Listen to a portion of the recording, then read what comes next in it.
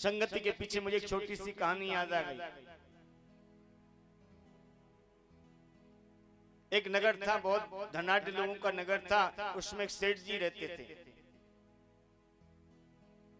सेठ जी का एक ही बालक विदेश में रहता था। विदेश में ही पढ़ा, विदेश में ही नौकरी कर ली, विदेश में ही शादी कर ली, बालक हो गया। उसका फोन आया, बाबूजी आप हमारी शादी में भी नहीं आए, आप एक भी बार आए नहीं हमारे पास, अब तो आपका पोता हो गया, अब तो आ जाओ। बाबूजी बोले बेटा हमारा मन नहीं करता कहीं जाने का, हमारा भारत जो है ना वो बहुत अच्छा है। बोले पिताजी आपका पोता याद करता है, कहता है हमने तो दादाजी को देखा ही नहीं। अब ममता जाग गई पोते के लिए। बोले चल ठीक है आ जाता हूं। बच्चे ने टिकट करा दी फ्लाइट की। बाबूजी जहाज में बैठ करके फुर्र से उड़ करके पहुंच गए। लेकिन जाने से पहले शर्त रख दी, बेटा 1 महीने से ज्यादा नहीं रहूंगा मैं, 1 महीने के बाद मैं वापस आ जाऊंगा अपने भारत देश में।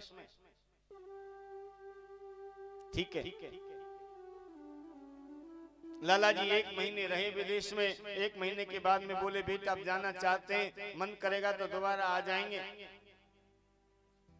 सुनो बेटा बचपन से विदेश में रहा है, पढ़ा है, व्यापार कर रहा है, अब लौट करके जाएंगे ये कोणार्क में, तो कोणार्क वाले क्या कहेंगे विदेश में।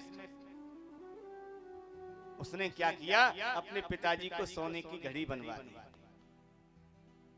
सोने की चेन बनवा दी, सोने की 5 अंगूठी साथ में, 5 अंगूठी साथ में। सोसाइटी वालों को मालूम तो पड़ना चाहिए कि बच्चे ने तरक्की की है। आ गई लाला जी। अब लाला जी बुढ़ापे में बेचारे, रात को नींद आती ऐसी आती, सुबह जल्दी 4 बजे आंख खुल जाती। लाला जी सुबह सुबह घूमने निकल गए, और घूमने निकले तो जाना ऐसे था, मन किया चलो इधर चलते। इधर लाला जी जा रहे थे, थोड़ी दूर निकले होंगे, इतनी देर में थोड़ा घना जंगल सा आया। जंगल में से एक तोता निकल आया। तोते ने बोलना प्रारंभ कर दिया, पकड़ लो, लूट लो, घड़ी छीन लो, चैन छीन लो, सोने की अंगूठी छीन लो। 5-7 लोग निकल आए और लाला जी की घड़ी भी छीनी, चैन भी छीनी, अंगूठी भी छीनी। लाला जी बोले बड़े देखो, अरे आदमी तो आदमी, देखो ये पक्षी भी, ये तोता भी मेरे लूटने में शामिल हो गया। लौट के आ गई लाला जी घर। बच्चे का फोन आया तो बता दिया बेटा ऐसे ऐसे हमारे साथ में घटना हो गई। कोई बात नहीं, टेंशन ना लो, आपका आशीर्वाद है, बहुत कुछ दिया है भगवान ने। 2 महीने के बाद में फिर जाना हुआ लाला जी का। बच्चे ने टिकट करा दी, फ्लाइट में बैठ करके फुर्र से उड़कर पहुंच गए। सुनो, पहले 1 चेन बनवाई थी, अब 2 बनवा दी। पहले 10 ग्राम की अंगूठी थी, अब 50 ग्राम की बनवा दी। महंगा महंगा और आइटम। कई कोणार्क वाले सोचे एक बार जैसे तैसे बनवा दिया, अब देखेंगे। हाँ, आ गई लौट करके लाला जी। और लाला जी की वो आदत सुबह जाकर घूमने की। लाला जी घूमने जाने लगे। बोले अब की बार इधर नहीं जाऊंगा, इधर जाऊंगा। हैं 2 महीने पहले इधर चला गया तो मुझे चोरों ने लूट लिया, इधर चोर रहते हैं, इधर नहीं इधर जाना है। सुनो, लाला जी इधर चले गए। इधर 1-1.5 किलोमीटर गए होंगे। लाला जी ने देखा वहां एक संतों का सुंदर आश्रम।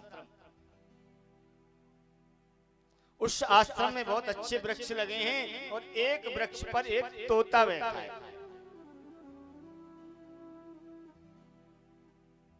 सुनो, तोता जी ने बोलना प्रारंभ कर दिया, आइए लाला जी आपका स्वागत है, आइए लाला जी पधारिए, आप हमारे आश्रम में आइए, आपका स्वागत है। आश्रम में आइए और हमारे यहाँ जल बहुत ठंडा है। हमारे आश्रम का जल पीजिए, फिर बाल भोग करिए, फिर गुरु जी की कथा सुनिए और उसके बाद भोजन करिए, फिर विश्राम करिए। 2 महीने पुरानी घटना याद आ गई लाला जी को, है? अरे एक तो ये भी तोता है, एक वो भी तोता था जिसने मुझे लुटवा दिया। तोता बोल गया, लाला जी मैं वही तोता हूं।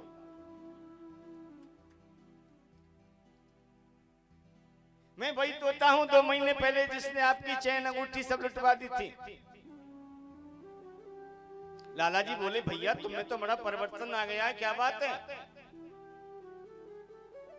तोता कहता है, लाला जी मैं जहां पहले रहता था वह चोर डाकुओं की लुटेरों की बस्ती थी, तो मैंने वहां पे ऐसा ही देखा, ऐसा ही सुना, तो ऐसा ही मैं करना सीख गया। लेकिन कुछ समय पहले मेरे भाग्य जागृत हुए, संतों की मंडली आ रही थी, सीताराम सीताराम सीताराम कहिए, जाई बिद राखे राम ताई बिद रहिए, कीर्तन करते करते उस मंडली के साथ में मैं भी उठता उठता आ गया और अब मैं संतों के आश्रम में रहता हूं।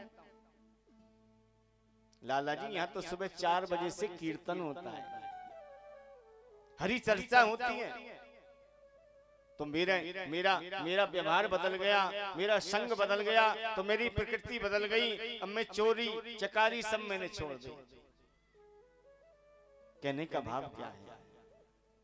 कहने का भाव यह है कि आप जैसे व्यक्ति के साथ में बैठेंगे वैसे ही आपको आदत बन जाएगी। कि जित आसनो जित श्वासो जित संगो जित इंद्रिया, इंद्रियों को जीतना चाहिए। इंद्रियों को कैसे जीते? महाराज क्या बताऊं मैं, प्रातःकाल ब्रेड पकौड़े का नाश्ता बन जाता है,